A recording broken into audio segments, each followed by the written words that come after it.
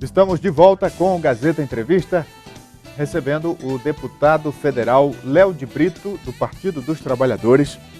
Deputado, eu quero começar com essa notícia impactante, negativa para o estado do Acre, que é o corte de verbas que estavam previstas para serem liberadas pelo governo federal, mas que com esse contingenciamento acabou que esse corte atingiu em cheio situações gravíssimas aqui, né, prioritárias.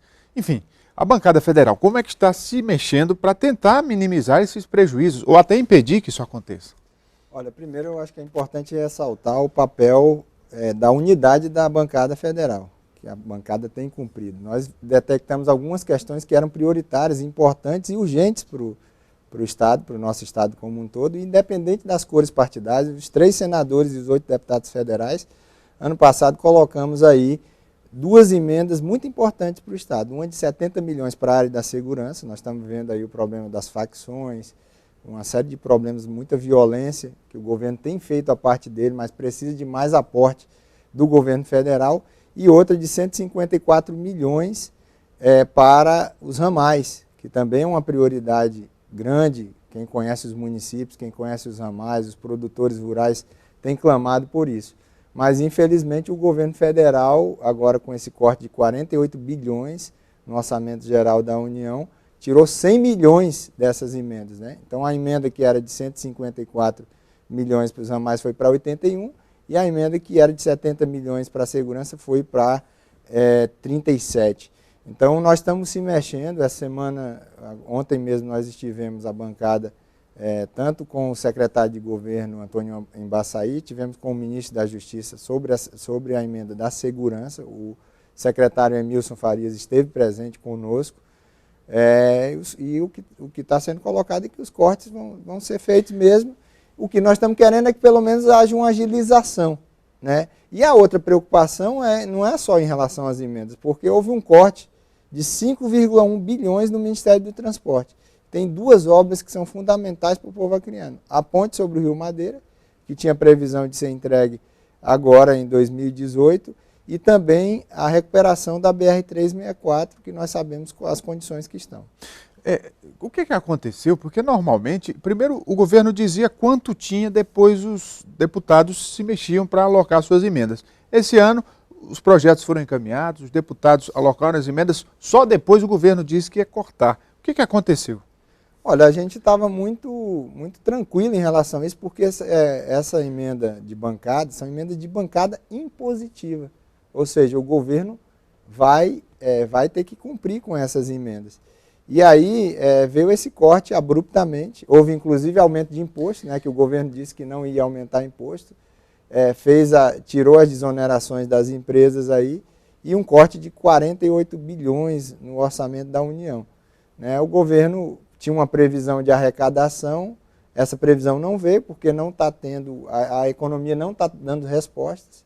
Infelizmente, nesse ano do governo do Michel Temer, a economia não tem dado respostas, a indústria está muito mal, nós temos aí o desemprego crescendo, e nós tivemos um decrescimento de menos 3,6 pontos percentuais no ano passado, e a previsão para esse ano é de crescimento zero ou negativo. Agora, deputado, então a gente precisa, o governo é fundamental, para melhorar a arrecadação do governo, é fundamental que tenham medidas de estímulo à economia. Eu vejo que a oposição, no caso o PT, tem criticado muito o governo por conta de tudo isso, né?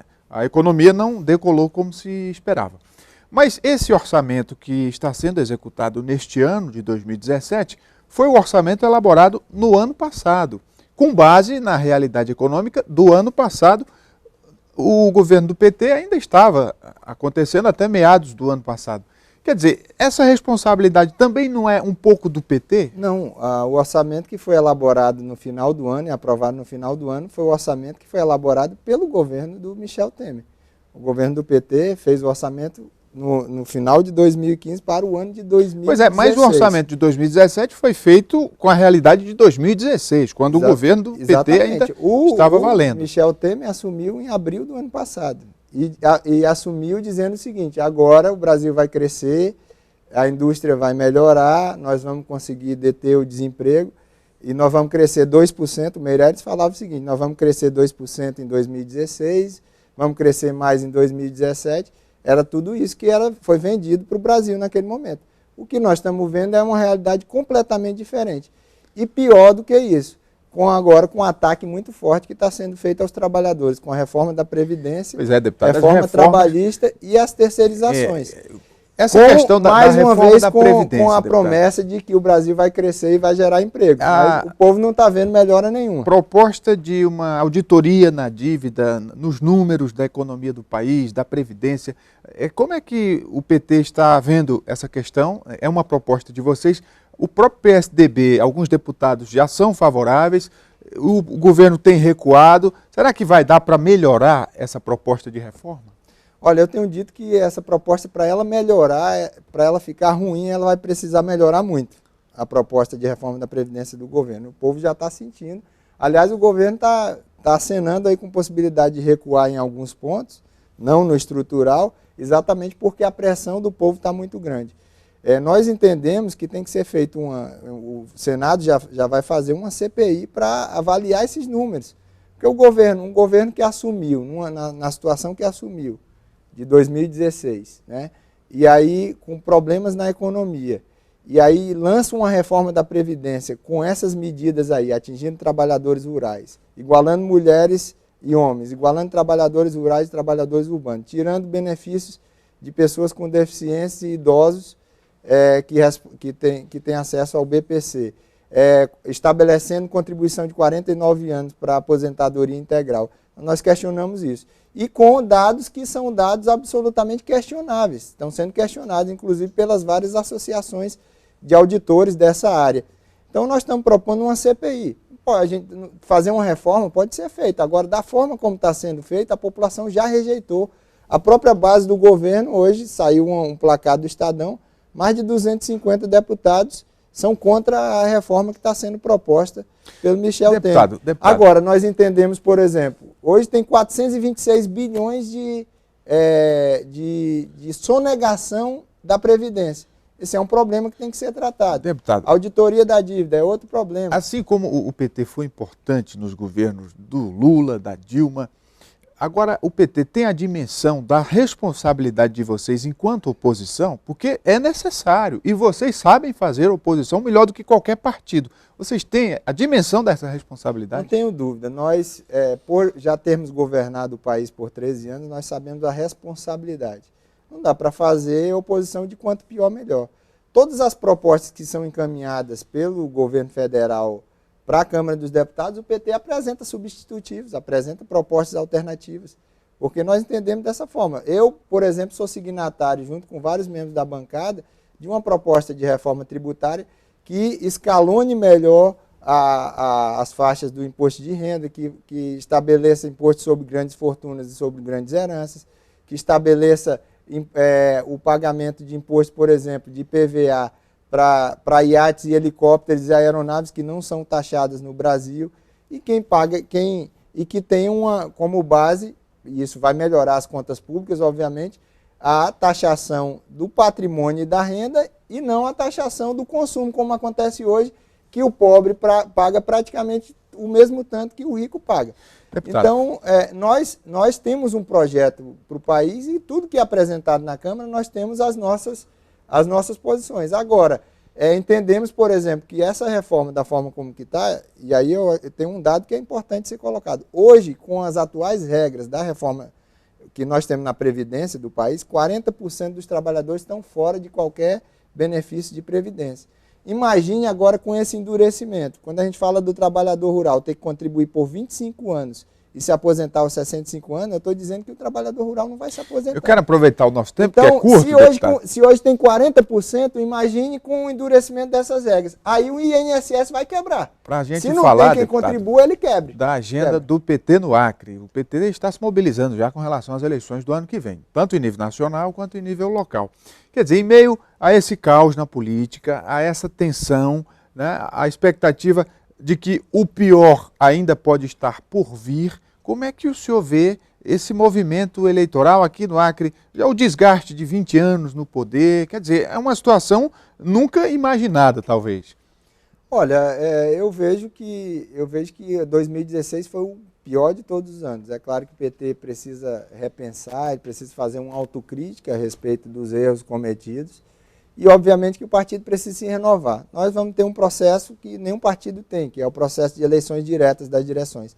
Agora, no domingo, todo filiado pode eleger os seus presidentes e direções municipais do partido.